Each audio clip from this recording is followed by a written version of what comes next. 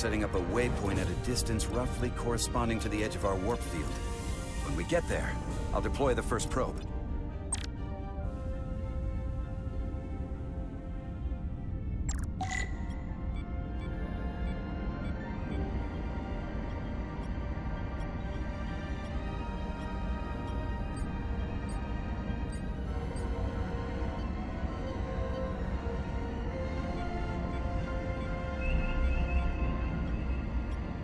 Commander Westbrook, the Resolute systems are calibrated to receive the probe's readings.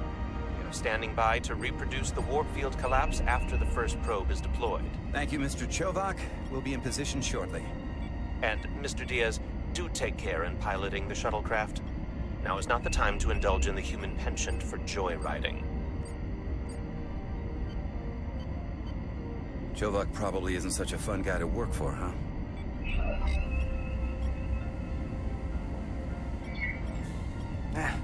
I just don't take it personally. At least I try not to. That's a very mature answer. Shows a positive attitude on your part. Remind me of it when I start complaining to you about the ship's new first officer.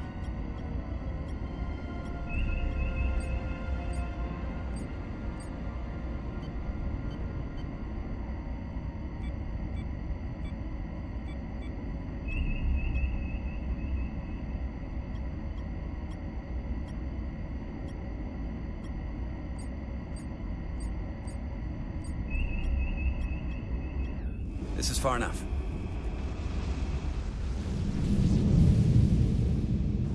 Transporting the first probe into position.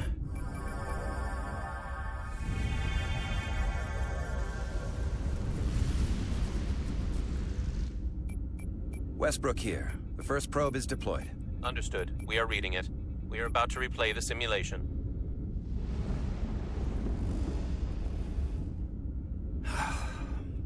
Problem? Don't get me wrong. Things are definitely trending up with Commander Rydek. She's put my ideas into action. And she listened to me when your life was on the line out on the hull. That sounds like a good thing. It is.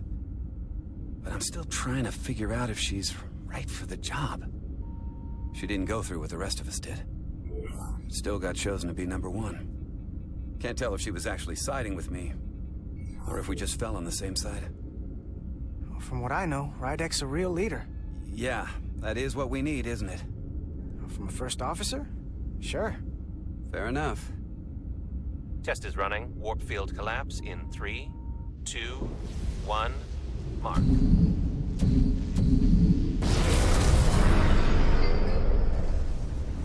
Whoa. All right, that is definitely a problem with the fabric of space. We need to get another probe out there.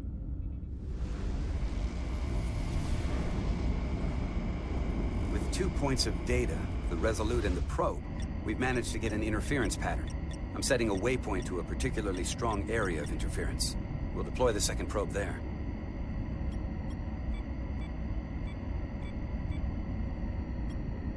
Listen, I'm gonna give you a piece of advice I wish someone had given me. Make sure you're never just one thing. And don't get so focused on what's in front of your face that you lose sight of the big picture. Before Rydek showed up, the captain pulled me into his ready room and told me he didn't think I had the people skills to be first officer. What a load of crap. I mean, if he'd said that about Chovak, sure. I appreciate the advice, Commander. I'll make sure I keep my options open. I don't need to tell you how to operate. You're already well on your way. You're a capable engineer. You're good in the field. Keep up the good work, and who knows? A solid jack of all departments like you could be Commander-in-Chief of Starfleet one day. Hell, Admiral Jellicoe started as a shuttle pilot. And there are places to go in the enlisted ranks, too. You know, I'd be the best leader Starfleet ever had. Lower decks always have to fix all the problems Command causes. Maybe I'd just save everybody some steps. Well, don't forget about us little people when you're running things. Of course not. You gotta remember where you came from.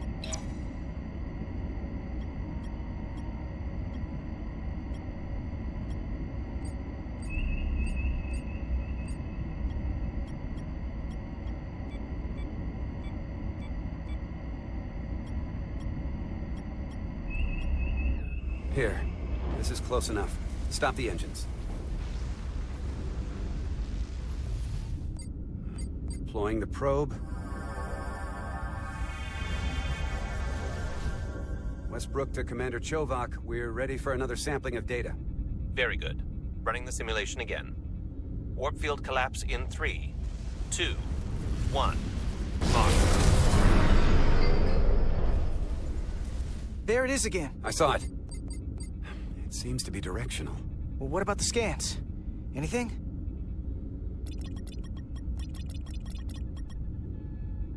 Here's the readings in relation to our local space. We've got the Resolute, Otari Prime, and the probes. All this interference is overloading the sensor buffers. We're gonna have to triangulate the sensors manually.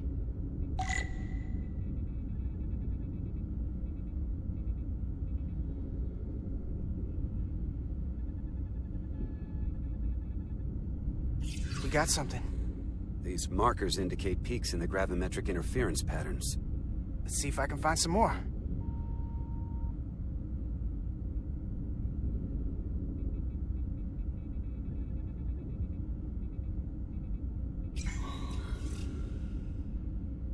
Hold up. This is coming from the moon. A beam that blocks warp travel. Aimed right at us. Someone is doing this intentionally. I don't know how they're doing it. This is like nothing I've ever seen. Why would they be doing this? We came here to help these people. And now we're getting hit by some warp-killing weapon? Now, look here. It's current readings of the ion storm. These concentrations... they line up with the interference pattern. The storm and this beam, they're coming from the same place. Carter, whatever petty local conflict brought us here, it's just a small part of something much bigger.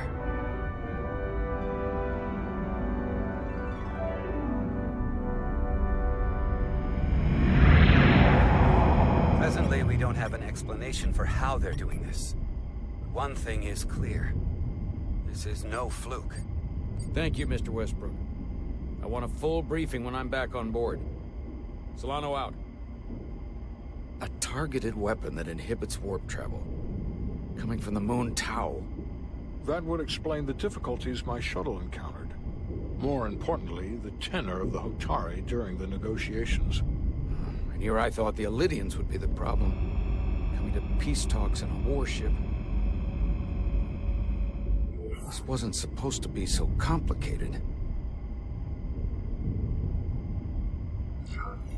For all their posturing, every indication is that the Illidians are afraid of the Hotari. They didn't bring their warship as a threat. They brought it because they're scared. From everything we witnessed, I would say that is highly likely. But what are they afraid of? Tylus, the Hotari representative, said she thought they found something in the mines. Galvin and Sidron brought it back to the palace, but they're keeping it under tight security. She's going to investigate it. I gave her my tricorder. I expect she'll contact us soon. You found an ally. Why would Tylus help us? Go behind her people's back? It's a fair question, considering. She's worried that her people are being dragged into something that isn't going to end well for them. She's trying to save them. That may be true. She's certainly more likely to help than the other Hotari we've met. That raises another question. Specifically, what do the other Hotari have to gain in bringing us here, only to make this hostile maneuver against us? There must be some motivation. Unless they changed their minds between when they asked and when we got here. Sidron was very curious when we spoke outside the Queen's chamber. He wanted to know all about us, our ship, the Federation. He wasn't giving any answers. He was looking for them. Well, I'm sure you didn't tell him too much. I don't think the Illidians know what's really down on that moon either. Major Armintas said the revolt defied explanation. That the Hotari miners somehow harness the energy of the storm. Harness the energy of the storm? Doing that is beyond even our capabilities. So is a weapon that disrupts warp travel. There have been civilizations and entities, both past and present, far more technologically advanced than the Federation. Illidians and Hotari don't fall into that category. But that is all the more reason to investigate further. Commander Rydek, sorry to interrupt. We've received an urgent call from Hotari. The Queen's advisor, Tylus, has asked to speak with you. Put her through.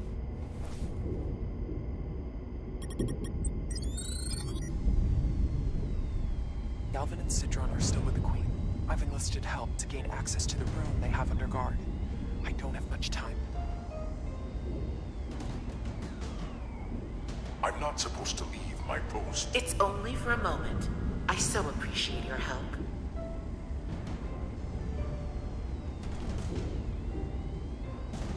I found something. I'm sending you a scan.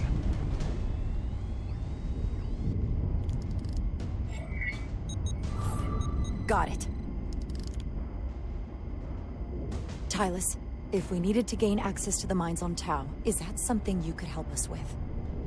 I suppose it wouldn't be easy, but I have to go. Tylus. Can we reconnect? Sorry, Captain. We've lost all contact. We can only hope she escaped without harm. It was hard to tell.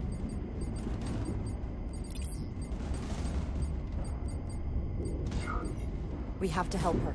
Send another shuttle. We're not or doing maybe... anything yet. Not until we know more. Let's see the scan of whatever the hell that was.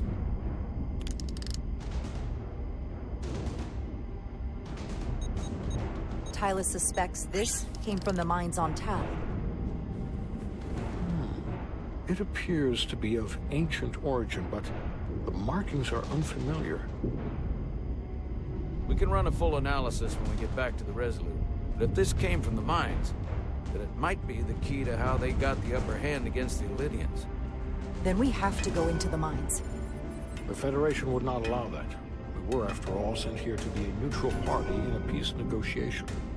However, we could demonstrate that the Hotari have acted in bad faith, which would enable us to investigate the mines on Tau with full justification. But of course, we would need conclusive proof before taking action. Otherwise, it could put us in a difficult position. Whatever this artifact is may be proof enough. At least to satisfy the Federation.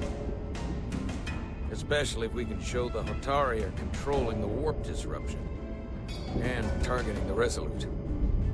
We may have a better understanding once we analyze the device. But a mission to the mines, covert or otherwise, is not out of the question. And I will handle the Federation.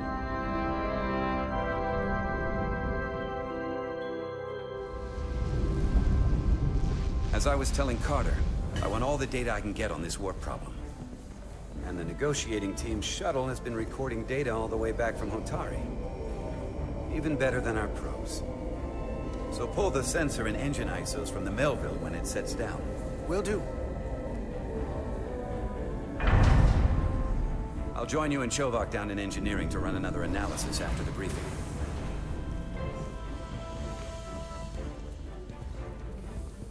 I didn't like this warp problem when we thought it was some astronomical anomaly.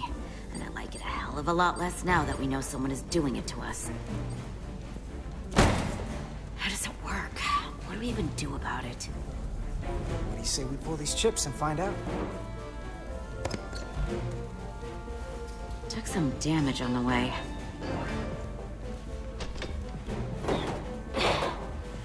That ionic interference scored the hull plating. Might be some micro welds. Let's try pulling together. All right. 3, 2, 1. It won't budge. Gotta be the storm damage. We need to... Welcome back. Any excitement down on the surface? Excitement? No. Nothing like that. Hey, can you hand me the EJ7 interlock? From the toolbox. I don't know what that is. Not much use for one on a security detail, huh? Carter? Yeah, I'll get it.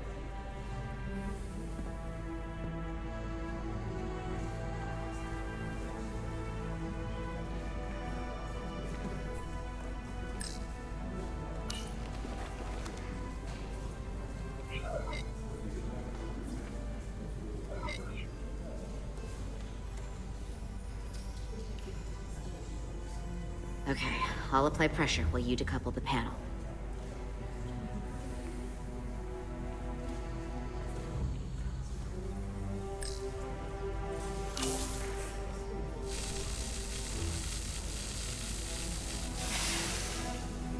Here, I'll help.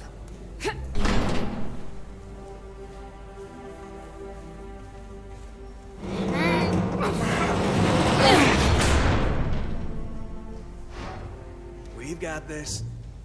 Open up and say ah. Thanks for the hand. We have to get these isolinear chips down to engineering. No problem. You really know everything about these ships, don't you? The tools, the systems. Like a walking Starfleet technical manual. Well, I wouldn't say everything, but I know my stuff. I can see that. Come on, start pulling chips.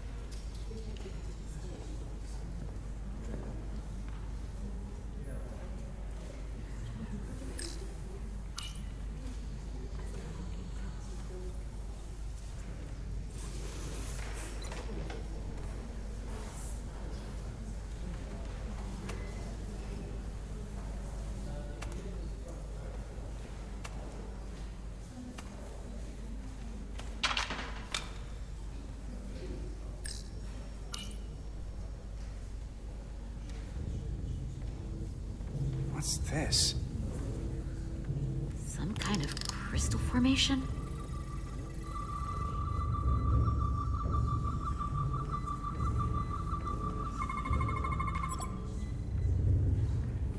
Whoa. This substance is a quantized spin crystallization of hydrogen, carbon, and lithium. It's emitting tetrametric pulses at an interval of 3.8422 seconds. Quantized crystallization isn't natural. I mean, it's only theoretical as a means to engineer matter on a subatomic level. What's it doing in there?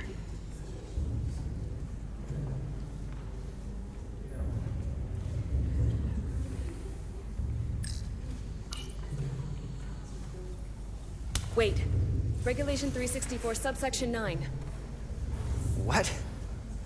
Regulation 364, subsection 9 orders that in the case of an unknown foreign substance infiltrating a sealed system, it will be placed in secure confinement before further examination. Retrieve a containment module. Don't you think we're more equipped to deal with whatever this is? No. Before anything else, this is a security issue. You don't even know what this is. Which is why we need to study it. Once it's contained. Well, if it's not natural, then someone might have put it there. It could be a tracking device. Some kind of sabotage. Or even a bomb. Which is why we need to get it to the containment lab. Come on. I can't make an exception. Not even for you. I'm still going to report these crystals to Commander Westbrook when we send the shuttle data. And I will inform my superiors. I'm taking this just as seriously as you are. But I overheard talk about the warp disruption on the shuttle. Now these crystals? Maybe this situation is more than we can handle with just a science vessel. We could trigger a distress call, get Starfleet to send more ships. Or I could send a message to my old CO on the Adirondack. Get some combat-tested vessels. We shouldn't do this alone. Miranda, you gotta be more careful. Someone hears that, they could think you're talking mutiny. I'm just trying to figure out how we can help. Okay, stand back.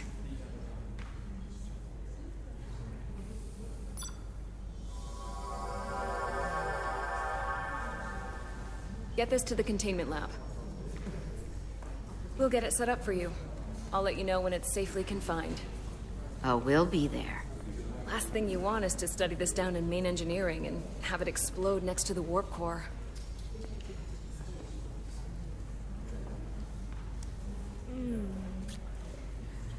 Almost forgot. Can't have that. For a second, I thought she'd gone cold on you. Like she might have changed her mind. But I guess this whole situation has her spooked. Maybe she knows more than us? Or it's because this is all happening so fast? But she usually doesn't scare easy. Yeah, there was something a little off about her. Like that talk about sending a distress call? That was pretty out there. She was probably just thinking out loud. I'm sure she'll come to her senses. This mission has enough complications stacking up. Now, we'll get through it. You, me, and Miranda too. Commander Rydek was able to work behind the scenes during the negotiations and made contact with a representative from the Hotari delegation named Tylus. She mentioned an unusual artifact of unknown origin being held under tight security within the Hotari Palace, which she believes came from the mines on Tau. Now, this artifact might have a connection to the revolt, to the storm, and to the warp disruption we now know has been targeted at the Resolute. Commander Rydek, if you want to take it from here. Of course. Tylus managed to infiltrate the heavily guarded location within the palace and sent us these scans using my tricorder. It appears to be some sort of control panel, possibly connected to the warp disruption weapon originating on Tau. Of particular interest is this symbol, which we couldn't identify the origin of. The Federation database has records from a vast number of civilizations. If anyone from Starfleet has come across this before, the system should recognize it. Cross-referencing with Federation records. Displaying symbols from Federation database with a 90% probability of match or higher. Select a symbol to further analyze.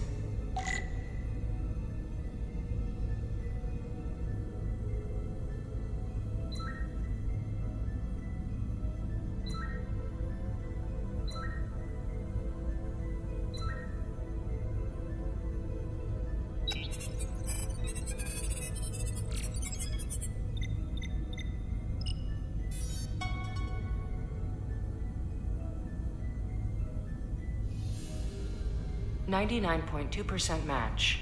Got it.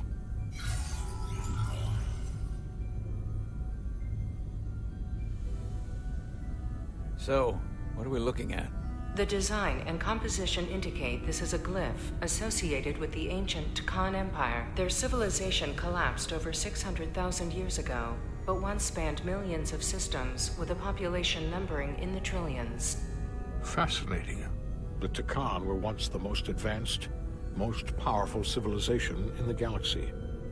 Is it possible the Hotari found Tkon technology? I wonder if they even know what they have. Our knowledge of the Tkon is limited. I have only encountered passing references to them.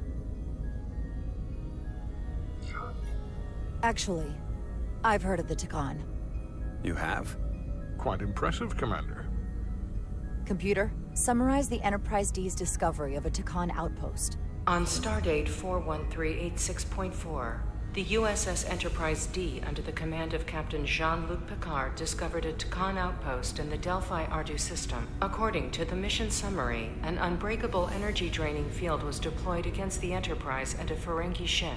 The Enterprise was only able to escape after negotiating their release with an entity known as Portal 6-3, Guardian of the Tkon Empire. Unbreakable energy draining field. It starts to make sense. What else is there? There's a lot here. Let's take it piece by piece. Select the aspect you wish to learn more about.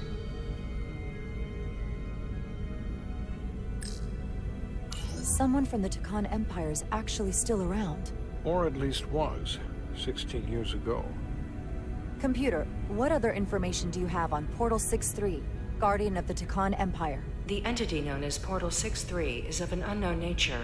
A biped humanoid, he was unaware that the Tkon Empire no longer existed at the time of the encounter. He was able to control the crystal-based technology of the Tkon outpost through apparent telepathic means. It was by his choice that the Enterprise was released from the energy-draining field after Commander William T. Riker of the Away Team argued on behalf of both Starfleet and the Ferengi. Telepathic control of their technology. As I have said, they were the most advanced civilization in the galaxy.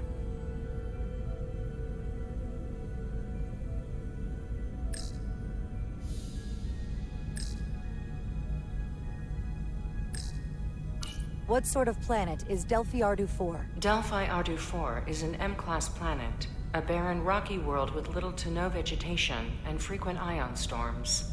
The giant crystals that grow there absorb energy, but it is not understood how they do so. The entire Delphi Ardu system, consisting of 11 planets, was considered completely uninhabited until the encounter with Portal 6-3. Frequent ion storms.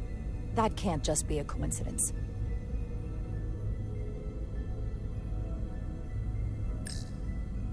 The technology to capture and hold the Federation flagship would have to be unbelievably powerful.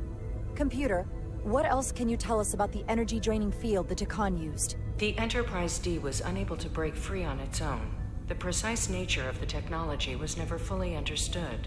Only that the crystalline technology used was beyond the comprehension of then-current Starfleet science. The engineering team found a quantized spin crystal formation in the shuttle you took to Hotari. They registered tetrametric radiation coming from it. We have Takan technology on board right now? We might. I'll run a full analysis in the containment lab.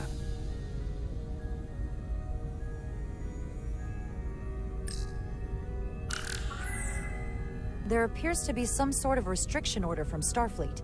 Computer, explain this restriction.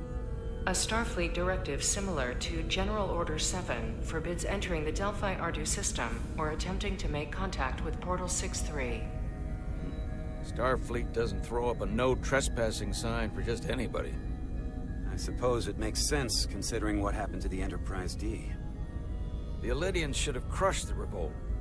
But if the Hotari have Takan technology and can control it, I see why they're willing to negotiate peace. For all we know, this could be just the beginning. And we're up against something greater than we can imagine.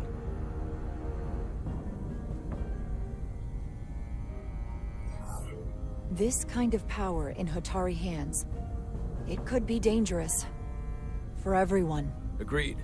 Which is why we should find a way to neutralize it if we can. If it helps.